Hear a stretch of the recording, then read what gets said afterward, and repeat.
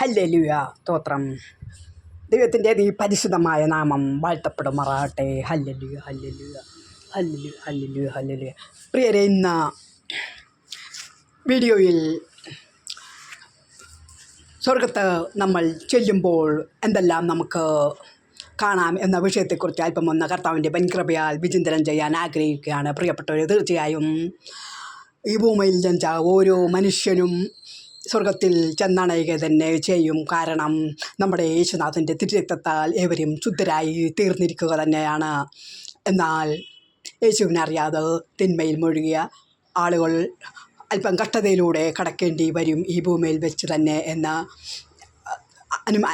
അനുമാനിക്കാം പ്രിയപ്പെട്ടവരെ. എന്നാൽ നമ്മൾ സ്വർഗത്തിൽ ചെല്ലുമ്പോൾ പ്രിയരെ, നമുക്ക് പത്രോസിന് വലിയ മീൻകൂട്ടം കണ്ടപ്പോൾ തൃപ്തി വന്ന് കടലിലേക്ക് ചാടിയതുപോലെ പ്രിയപ്പെട്ടവരെ, ഒരു തൃപ്തി വന്ന നമുക്ക് അന്ന് ഒന്നിനും തിന്നാനോ കുടിക്കാനോ ആഗ്രഹം ഉണ്ടാവില്ല. എന്നാലും നമുക്ക് ഏവർക്കും ഒരു ദൂതനുണ്ടെന്ന് പറയുന്നെങ്കിൽ ആ ദൂതൻ നമ്മളെ വച്ചിക്കാനും പാനം ചെയ്യാനും നിർബന്ധിക്കുക തന്നെ ചെയ്യും. പ്രിയപ്പെട്ടവരെ, രാജാക്കന്മാരെ പോലെ ഇരിക്കുന്ന നമ്മളെന്ന് അത്യധിക സന്തോഷത്തിൽ ആറാടുക തന്നെ ചെയ്യും.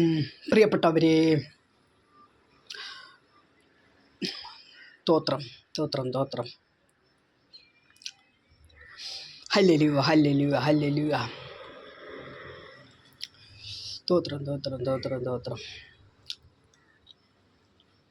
ഭർത്താവിനെവരെയും സമൃദ്ധമായി അനുഗ്രഹിക്കുമാറാകട്ടെ. ഹല്ലേലൂയ.